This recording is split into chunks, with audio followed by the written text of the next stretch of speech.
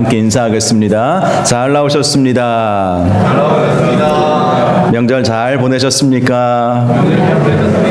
사랑하고 축복합니다. 네, 감사합니다. 오늘 말씀은 칼을 가지는 자는 칼로 망하느니라 라는 제목으로 함께 마태복음 26장 47절에서 56절 말씀 함께 나누겠습니다. 선교학에서 교과서처럼 읽혀지는 책 중에 하나가 돈 리처드슨 선교사님이 쓰신 화해의 아이라는 제목의 책이 있습니다. 이 책의 원서 제목은 피스 차일드라고 되어 있는데요. 즉 평화를 위한 평화의 아이라는 의미를 가지고 있습니다. 이 책은 전 세계 7개국의 언어로 번역될 만큼 선교학을 공부하는 사람들에게 필독서로 읽혀지는 책이 되었습니다. 이 책에 보면 사위부족이라고 하는 어느 종족 이야기가 나오고 있는데요. 이 사위부족은 배반을 최고의 덕목으로 알고 사는 특이한 부족이었습니다. 이들은 먼저 상대방과 우정을 쌓은 이후에 상대방을 안심시켜 놓고 때가 되면 상대방을 배반하고 죽인다고 합니다. 이것을 그들의 용어로 투이 아소나이 마카에린이라고 하는데요. 이 뜻은 우정으로 살해 대상을 살찌운다라는 뜻을 가지고 있습니다. 돈 리처드슨 선교사님이 이 사위 부족에게 복음을 전하기 위해서 복음서의 내용을 찬찬히 설명해 주다가 오늘 본문에 등장하고 있는 이 가룟 유다의 이야기를 접하게 되었습니다. 그들은 가룟 유다가 예수님을 배반하고 팔아넘기는 장면에서 환호를 했습니다. 왜냐하면 이 복음서에 나오는 가룟 유다야말로 그들이 가장 이상적으로 생각하고 본받기를 원했던 인물이었기 때문입니다. 그러니 얼마나 복음 전하기가 어려웠겠습니까?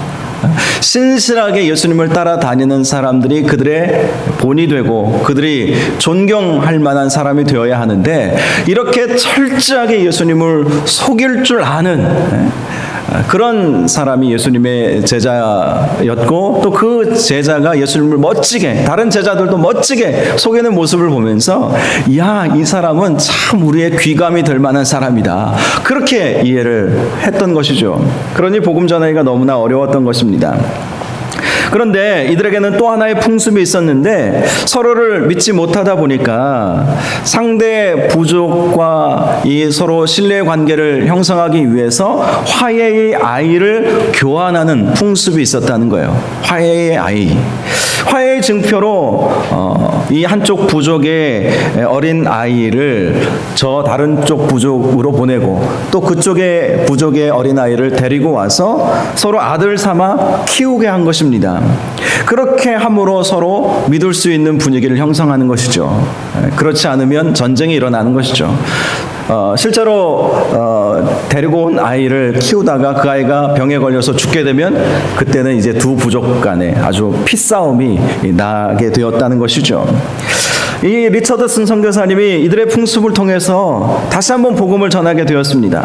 즉 예수님께서 이 세상에 오신 것은 하나님께서 화해의 아이로 우리에게 보내주셨기 때문이다. 이렇게 설명을 했던 것이죠. 사람들은 하나님께 아무것도 드리지 못하였지만 하나님께서 일방적으로 우리를 구원하여 주시기 위해서 화해의 아이로 담보로 이렇게 주었다는 거예요. 최근에 담보라는 영화 이렇게 인기가 있다고 하더라고요. 며칠 전에 개봉을 했는데 아주 감동적인 그러한 내용이 나와 있다고 해요. 담보 한 아이를 담보로 이 사채업자가 이렇게 데리고 있다가 뭐 벌어지는 에피소드 가족 드라마라고 이야기하는데 그래요. 하나님께서 우리에게 담보로 예수님을 우리에게 보내주신 것이죠. 화해의 아이로 보내어 주셨다는 것입니다. 그래서 이 리처드슨 선교사님이 이 화해의 아이 개념을 이 부족에게 설명함으로 그들이 복음을 깨닫게 되었고 또 화해의 아이로 오신 예수 그리스도를 영접하고 예수 그리스도를 믿는 역사가 일어나게 되었다라는 것이죠. 오늘 말씀은 사위 부족이 그토록 환호했던 가룟 유다의 배반의 입맞춤 사건을 우리에게 보여주고 있습니다. 배반의 입맞춤.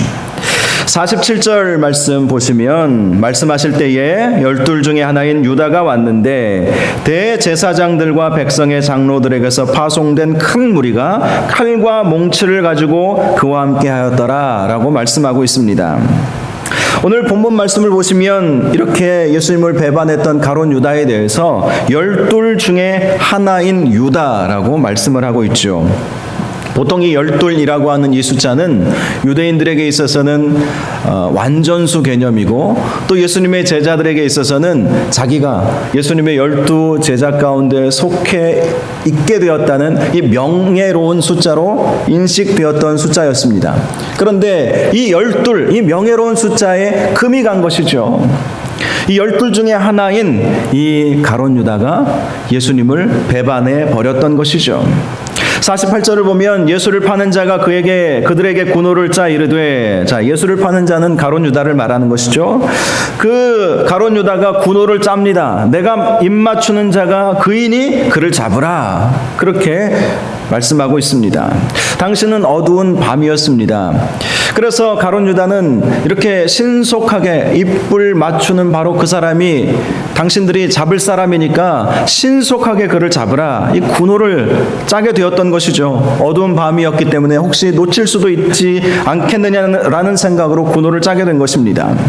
그러면서 49절을 보면 곧 예수께 나와 라삐야 안녕하시옵니까 하고 입을 맞췄다고 말씀하고 있습니다. 입을 맞추게 되는 것이죠. 어떤 학자는 이 가룟 유다의 입맞춤에 대해서 겉으로는 사랑과 평화와 정의를 보여주면서 속으로는 파멸과 불의와 탐욕의 입맞춤이었다라고 평가하고 있습니다. 겉으로는 입맞추면서, 이 입맞춘다는 것은 사랑의 표현 아니겠습니까? 정말 존경합니다. 사랑합니다. 주님밖에 없습니다. 이 마음으로 사실 입맞춤을 하는 것이 보통 통상적이죠. 물론 우리나라는 남성끼리 서로 입맞추지 않죠. 볼을 대지도 않고 이 서양의 입맞춤, 이 서양의 인사법을 말하는 것이죠. 이렇게 서로 입맞춘다는 것은 정말 사랑과 존경의 표현이어야 하지만 가룟 유다는 자신의 불의, 탐욕, 결국 파멸로 이르는 입맞춤이었다고 하는 것입니다. 자, 그런데요, 50절 말씀을 보면 예수님이 말씀하시죠. 예수께서 이르시되 친구여 네가 무엇을 하려고 왔는지 행하라 하신데 이에 그들이 나와 예수께 손을 대어 잡는지라 라고 말씀하고 있습니다. 자, 예수님은 그렇게 치밀한 계획을 세워서 예수님을 잡으려고 왔던 이 가룟 유다를 향해서 친구여 라고 불러주셨다는 거예요. 당시 가룟 유다는 예수님 보시기에 분명 원수이지 않았겠습니까? 배반의 입맞춤으로 다가온 이 가룟 유다가 어찌 예수님의 친구가 될 수 있겠습니까? 그런데 예수님은 그를 향해서 친구여라고 불러주셨다는 거예요. 이것이 무엇을 말해주는 것일까요? 예수님은 가룟 유다가 다시 한번 깨닫고 회개하기를 원하셨다는 것이죠. 여러분, 전에도 우리가 함께 살펴보았지만 예수님은 가룟 유다가 이 6월절 만찬 석상에서 계속해서 회개하도록, 회개의 자리로 나아가도록 그렇게 인도해 주셨던 것을 우리는 말씀을 통해서 살펴보았습니다. 마태복음 26장 22절에 보면 예수께서 너희 중에 한 사람이 나를 팔리라 이렇게 말씀하지 않으셨습니까? 그때 제자들이 주여 나는 아니지요 라고 근심하면서 대답했다고 말씀하고 있습니다. 그런데 예수님이 이렇게 말씀하셨어요. 나와 함께 그릇에 손을 넣는 그가 나를 팔리라. 예수님이 누가 예수님을 팔게 될지 몰라서 이 말씀을 하셨을까요? 그렇지는 않죠. 다 알고 계셨던 것이죠. 가룟 유다가 예수님을 팔게 될 것이라는 사실을 예수님은 그 누구보다도 잘 알고 계셨습니다. 그럼에도 불구하고 나와 함께 그릇에 손을 넣는 그가 나를 팔 것이다. 이 그릇이라고 하는 것은 이 빵을 찍어 먹기 위한 양념 그릇이라고 합니다. 모두 다 그 그릇에 빵을 찍어 먹는 거예요. 야채를 찍어 먹든지. 그러니 누구나 다 그 그릇에 손을 넣는 그 그릇을 말씀하심으로 구체적으로 누가 나를 팔게 될 것인지 말씀하지 않으신 것입니다. 그러나 가룟 유다를 향한 예수님의 마음은 네가 깨달아야 한다. 네가 깨달아야 한다. 네가 지금이라도 늦지 않았다 회개하고 네가 나를 팔아버리려고 하는 그 마음을 돌이키지 않겠니? 라는 그런 의미로 말씀을 해주셨던 것이죠. 또 24절에도 보면 예수님께서 자신을 팔 사람에 대해서 이렇게 말씀을 하셨어요.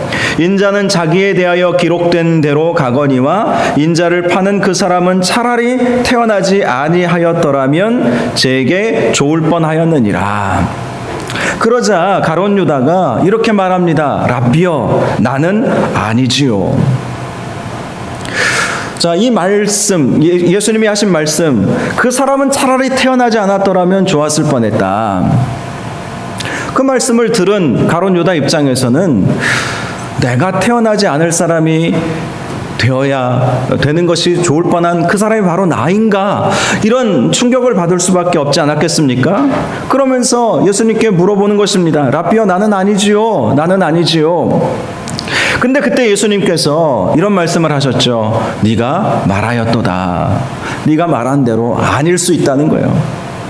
네가 정말 뜻을 돌이키고 사단에게 빼앗겨버린 내 마음과 내 생각을 주님 앞에 내어놓고, 주님, 제가 사실은 주님을 배반하기 위해서 은산십을 받고 예수님을 팔아 넘기려고 계획을 세웠습니다. 주여 어찌합니까? 나를 용서하옵소서. 그렇게 했더라면 가룟 유다는 회개하여 회개에 합당한 열매를 맺어서 결단코 지옥에 가지 않게 되었을 것입니다. 그런데 그는 끝까지 회개하지 않았어요. 네가 말하였도다. 이 말씀의 의미가 이것입니다. 네가 아니라고 말하였으므로 네가 회개하고 돌아오면 너는 얼마든지 태어나지 않았더라면 좋을 뻔한 사람이 아니라 너의 태어남 자체가 하나님께 기쁨이 되고 하나님께 감사가 되고, 실제로 모든 사람들이, 또 예수님의 제자들 가운데 완벽한 사람이 어디 있었겠습니까? 베드로도 예수님을 3번이나 부인하고 다른 모든 제자들도 부인하고, 또 예수님께서 정말 서로 하나 되고 화목하기를 원하셨지만 서로 네가 크냐 내가 크다 하면서 서로 그렇게 싸우고 서로 화목하지 못했던 그 제자들의 모습을 우리는 볼 수 있지 않습니까? 완벽한 사람이 없어요. 그럼에도 불구하고 지금 오늘날 우리가 예수님의 제자들, 예수님의 사도들을 기억하는 것은 어떤 모습으로 기억합니까? 순교의 제물로 충성스럽게 주님과 주님의 영광과 하나님 나라를 위해서 정말 쓰임받았던 그 제자들의 모습을 기억하고 있지 않습니까?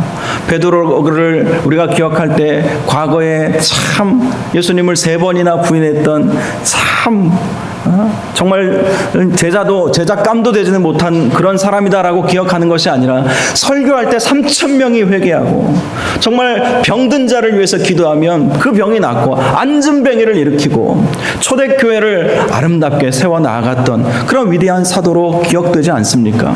가룟 유다도 마찬가지였을 거예요. 그가 이때라도 회개하고, 주님, 제가 한때 잘못된 마음을 먹었습니다. 주님, 이 일을 어찌합니까? 용서해 주옵소서. 용서해 주옵소서. 이 일을 어떻게 하면 돌이킬 수 있겠습니까? 그러면 예수님이 가룟 유다를 용서해 주셨을 것이고, 가룟 유다는 처참하게 스스로 자기 목숨을 끊어버리는 그러한 일까지도 가지 않았을 것이고, 그가 회개하고 또 다른 제자들과 같이 성령 충만받아서 초대교회에 정말 위대한 일을 감당할 수 있지 않았겠습니까? 가룟 유다는 정말 명석한 사람이었어요. 모든 재정을 12명이 예수님과 함께 13명이죠. 13명, 또 그 외에도 다른 많은 사람들이 당시 예수님의 제자 공동체와 함께 했기 때문에 정말 많은 사람들이 예수님과 함께 동행하지 않았습니까? 그래서 많은 재정이 필요했어요.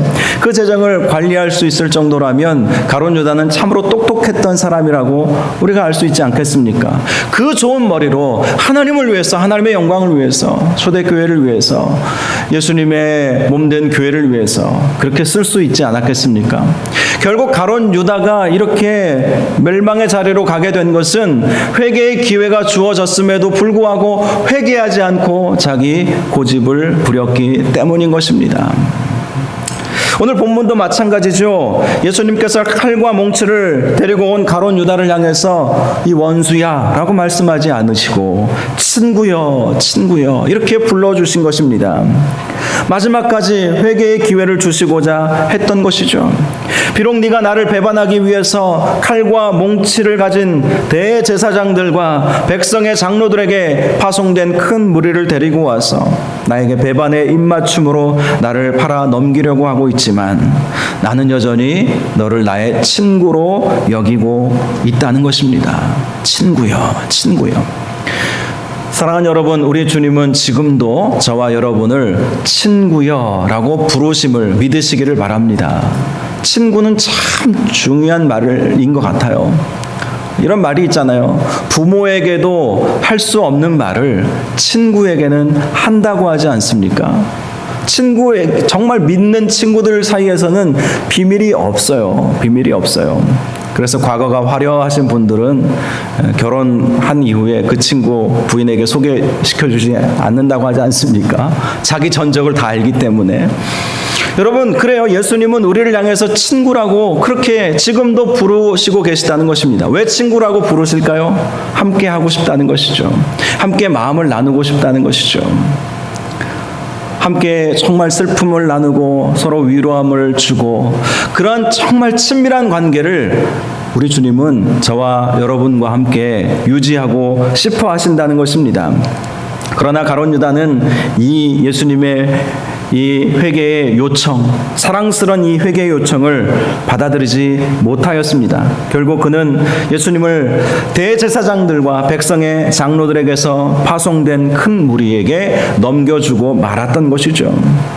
그러자 39절에 보니까 예수와 함께 있던 자 중 하나가 손을 펴 칼을 빼어 대제사장의 종을 쳐 그 귀를 떨어뜨리니 라고 말씀하고 있습니다.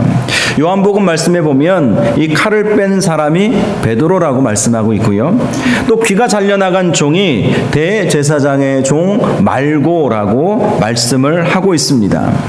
자, 베드로가 예수님을 이렇게 붙잡아 가니 칼과 몽치를 들고 와서 폭력적으로 무력으로 예수님을 잡아가려고 하니 베드로 성질에 가만히 있겠습니까? 베드로는 굉장히 다혈질적인 사람으로 알려져 있지 않습니까? 당시 제자들 가운데에서는 이렇게 호신용 단칼, 단도라고 하죠. 이 칼을 들고 다녔다고 합니다. 그래서 그 칼을 꺼내서 예수님을 잡아가려는 이 말고의 귀를 잘라버린 것이죠. 그런데 예수님께서 이런 말씀을 하십니다. 이에 예수께서 이르시되 52절에 보면 이 칼을 도로 칼집에 꽂으라. 칼을 가지는 자는 다 칼로 망하느니라. 칼을 가지는 자는 다 칼로 망한다. 이것은 당시 유대인들의 격언구였습니다. 특별히 이 격언은 이스라엘 역사 중에서 북왕국 이스라엘이 보여준 교훈이기도 했습니다.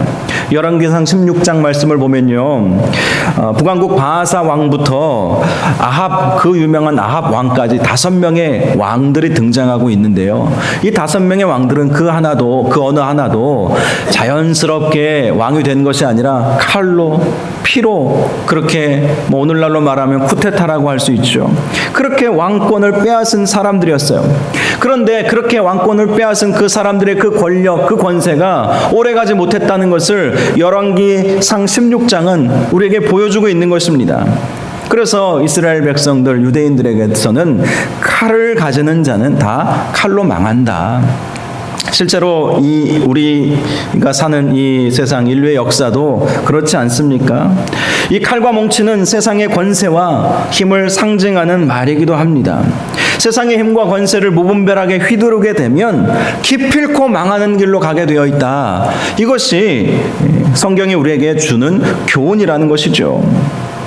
그래서 예수님께서 제자들에게 말씀하시는 거예요. 저들이 칼과 몽치로 우리에게 나아왔지만 우리는 칼과 몽치로 나아가지 말아야 한다. 저들이 칼을 썼다고 우리도 칼을 쓰지 말아야 한다라고 말씀을 하시는 것입니다. 왜 그렇겠습니까? 그것은 우리에게는 칼과 몽치보다 더 위대하신 하나님이 계시기 때문이라는 거예요. 여러분, 세상 사람들이 가지고 있는 권력, 힘, 돈, 이런 것들이 아무리 커 보이지만 그러나 놓치지 마시기 바랍니다. 하나님보다 위대한 것, 하나님보다 더 큰 것은 세상에 아무것도 없다는 것이죠. 이 사실을 믿는 저와 여러분 되시기를 바랍니다. 하나님 한 번 의지하면 우리가 칼의 위협으로부터 우리가 이겨낼 수가 있다는 거예요. 그래서 로마서 8장 말씀 가운데 그렇지 이 말씀이 있지 않습니까? 하나님의 사랑에서 끊을 수 있는 것은 세상에 아무것도 없다는 것이죠. 하나님의 사랑에서. 그래서 예수님이 칼을 가지는 자는 다 칼로 망한다라고 말씀을 하시는 것입니다. 그러면서 53절에 보면 너는 내가 내 아버지께 구하여 지금 12군단 더 되는 천사를 보내시게 할 수 없는 줄로 아느냐. 그렇죠. 하나님께 구하기만 하면 12군단 더 되는 천사들, 천군 천사를 불러서 얼마든지 지금 칼과 몽치를 들고 온 사람이 돼봐야 얼마나 되었겠습니까? 어떤 학자는 한 20명 정도 왔을 것이다. 또 어떤 학자는 뭐 많이 한 200명까지도 예수님 잡으려고 왔을 것이다. 그렇게 이야기하지만 뭐 200명이 온들 2000명의 군인들이 예수님을 잡으러 온들 천군 천사를 호령하실 수 있는 하나님의 능력 앞에서 어떻게 그들이 힘을 쓸 수 있겠습니까? 그런데 예수님은 이런 말씀을 하셨어요. 54절 말씀, 아주 중요한 말씀입니다. 이 말씀 같이 한번 읽어볼까요? 54절 말씀입니다. 시작. 내가 만일 그렇게 하면 이런 일이 있으리라 한 성경이 어떻게 이루어지겠느냐 하시더라. 자, 그래요. 예수님의 제자들은 예수님께서 붙잡히시는 것을 보고 칼을 들었지만 그러나 예수님은 칼로 이 문제를 해결할 수 없고 오직 성경의 예언을 이루시기 위해서 나는 그들에게 붙잡히게 되는 것임을 말씀해 주셨다는 것입니다. 성경의 예언을 이루어야 한다는 거예요. 성경의 예언. 하나님의 말씀을 이루어야 한다는 것이죠. 예수님의 마음 중심에는 항상 이것이 자리 잡고 있었습니다. 어떻게 하면 말씀대로 살 것인가?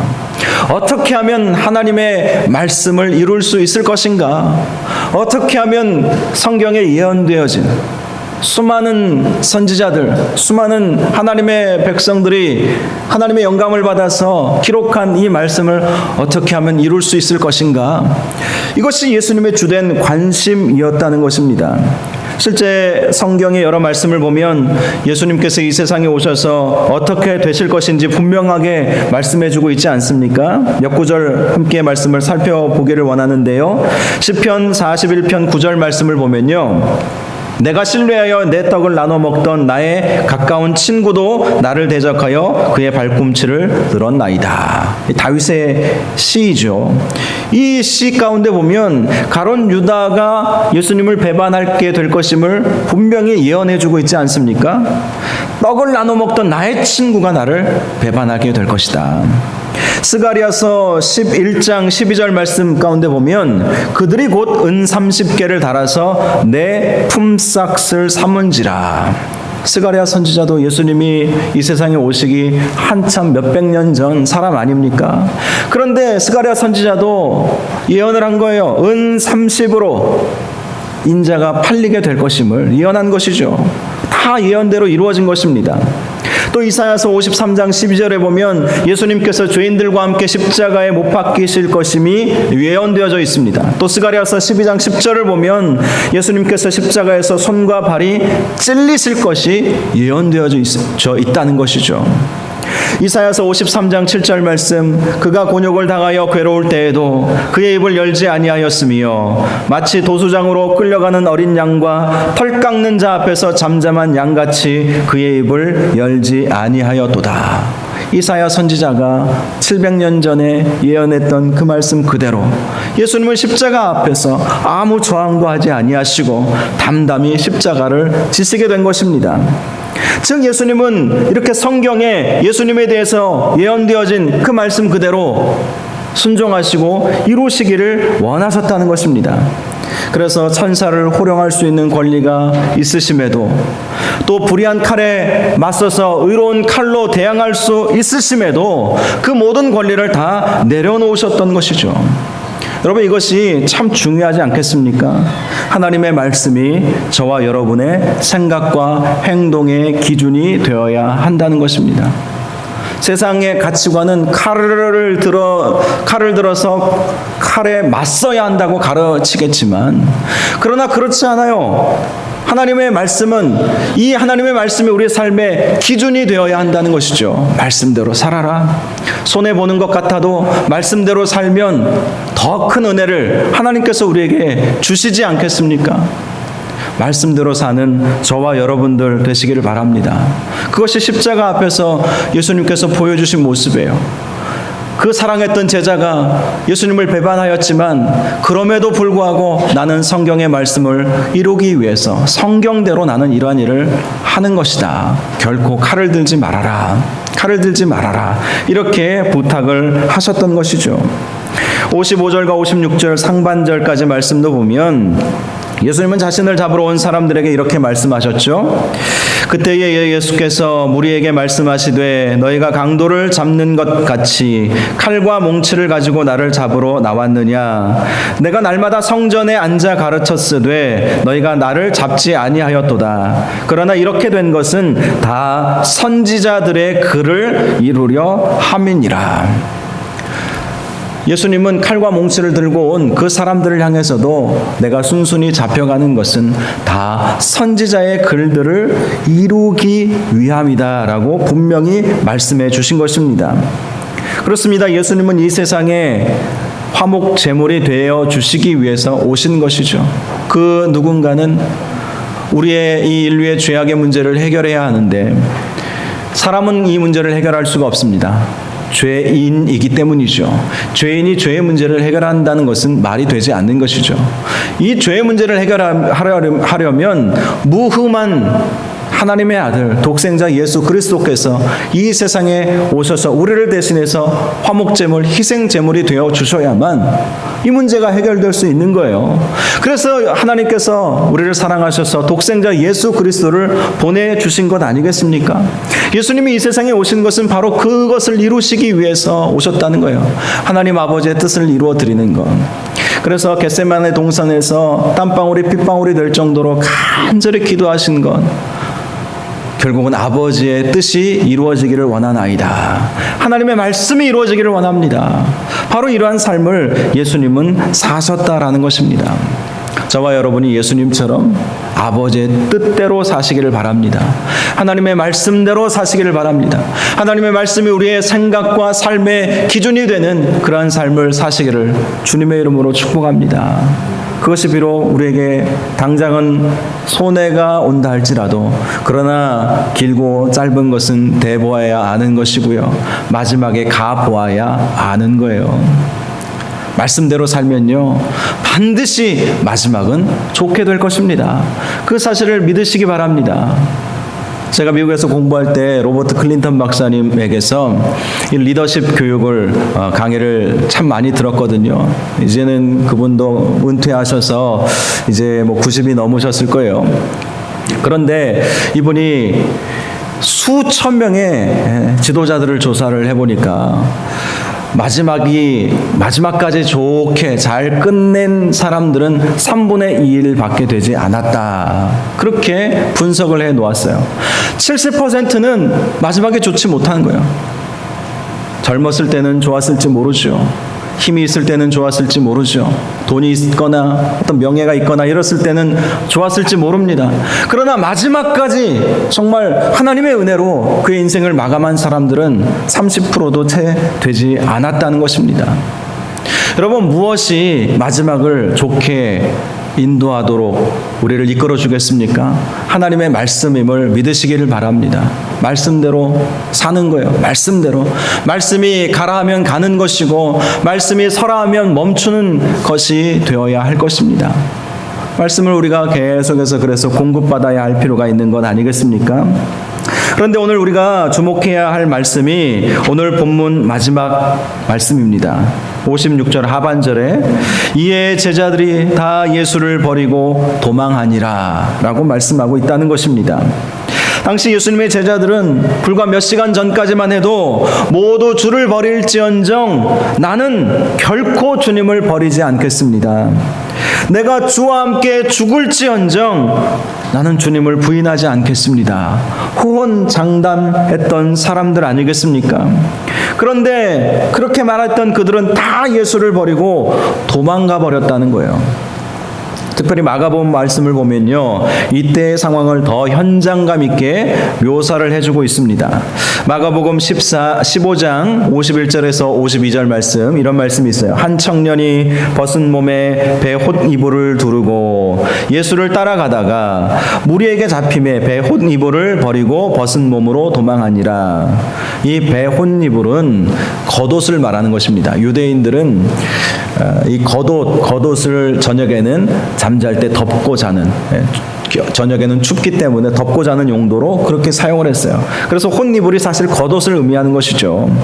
자, 한 청년이 벗은 몸에 배 홑이불을 두르고 예수를 따라가다가 무리에게 잡히게 된 거예요.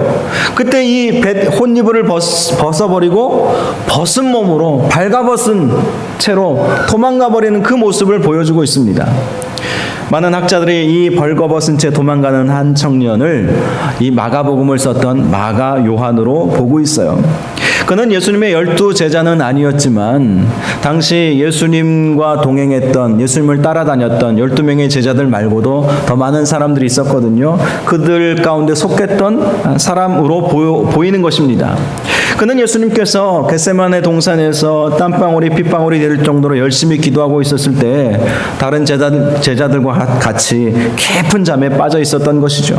그러다가 사람들의 소란소리에 잠이 깨어서 헐레벌떡 겉옷을 두른 채 예수님께서 붙잡히시는 장면을 목격하게 된 것입니다.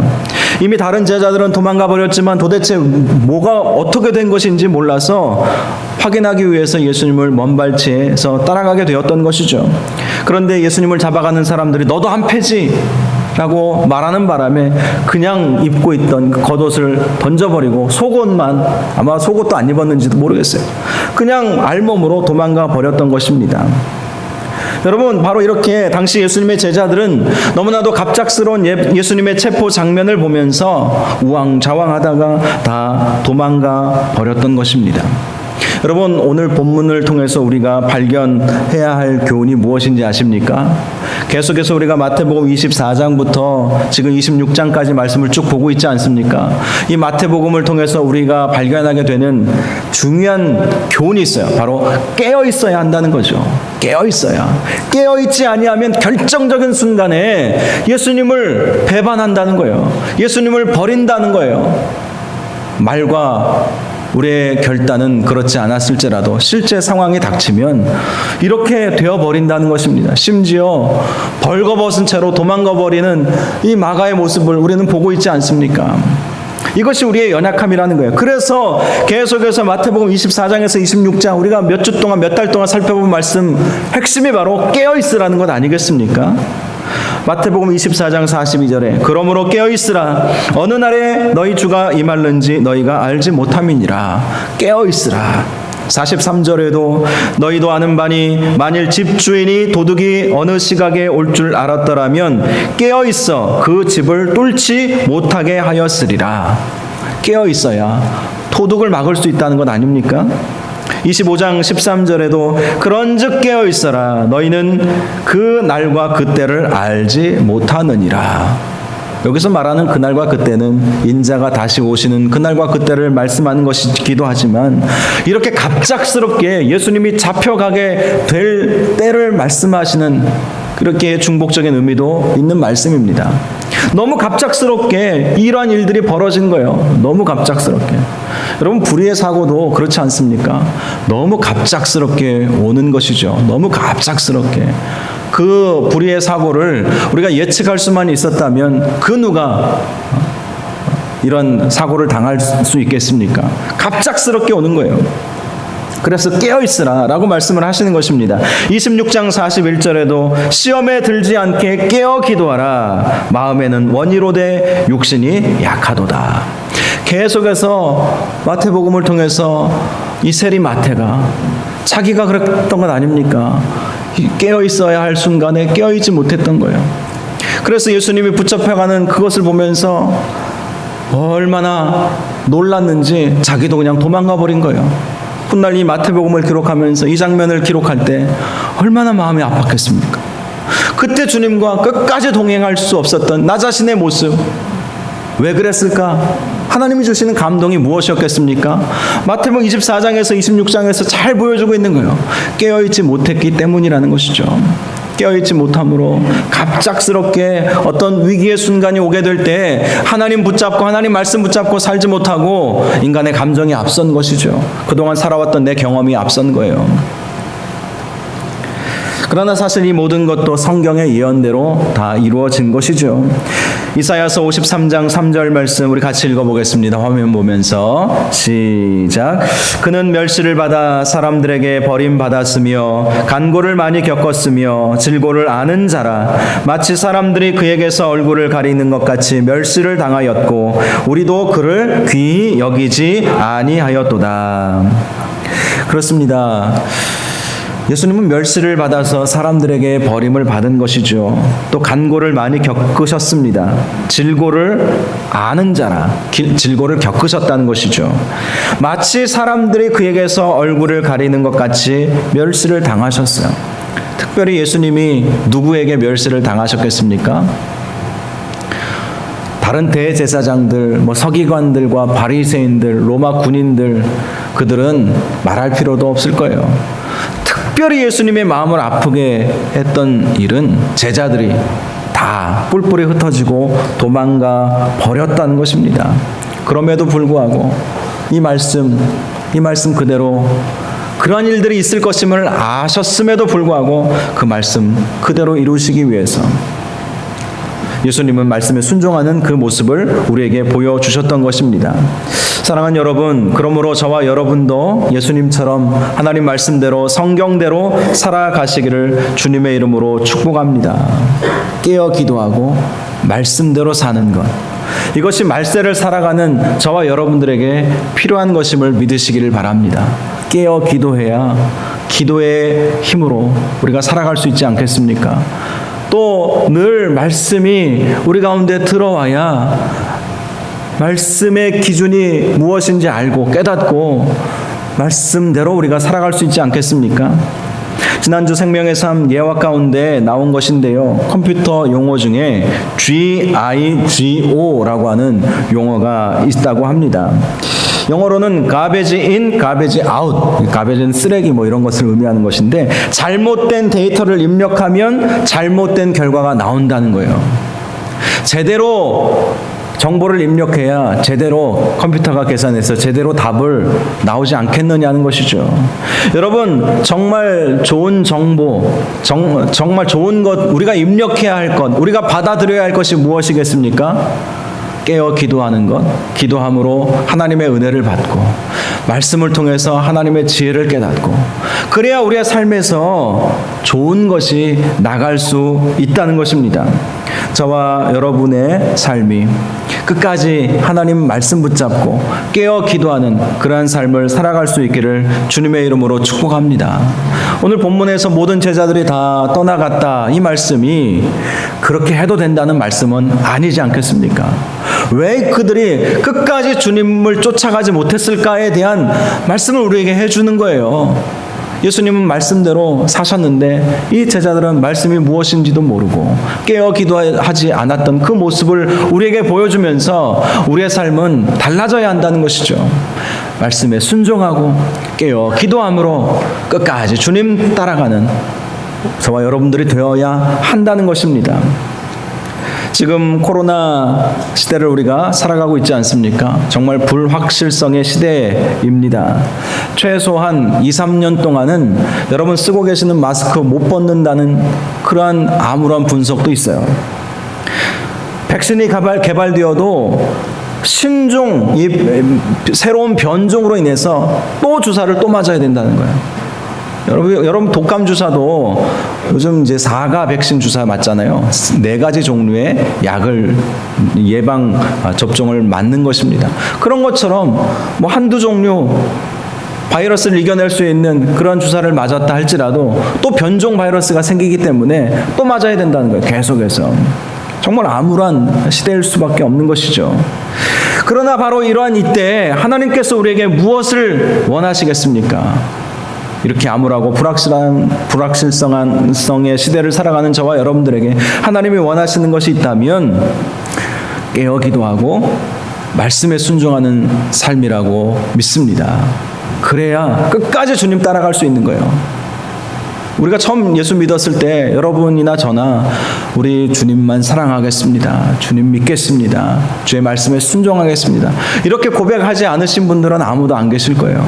그런데 그러한 고백이 우리의 현실로 나타나기 위해서는 정말로 깨어 기도해야 할 것입니다. 하나님 말씀으로 인풋, 하나님 말씀을 계속해서 우리가 공급받아야 한다는 거예요. 저와 여러분이 하나님 말씀을 계속해서 공급받음으로 또 깨어 기도함으로 이 어렵고 힘든 시대를 이겨내고 끝까지 믿음으로 승리할 수 있는 은혜가 있기를 주님의 이름으로 축원합니다. 이 시간 우리 함께 찬양 한 곡 부르고 기도하는 시간을 갖겠습니다. 아무것도 두려워 말라라는 제목의 찬양인데요. 그렇습니다. 우리를 두렵게 하는 많은 것들이 있어요. 그러나 우리 하나님이 함께하여 주시고 우리를 지켜주십니다. 하나님 말씀 붙잡고 하나님께 나아가 기도하면 하나님께서는 우리의 모든 두려움들을 기쁨과 감사로 만들어 주실 것입니다. 우리 말씀 생각하면서 함께 이 찬양 부르겠습니다.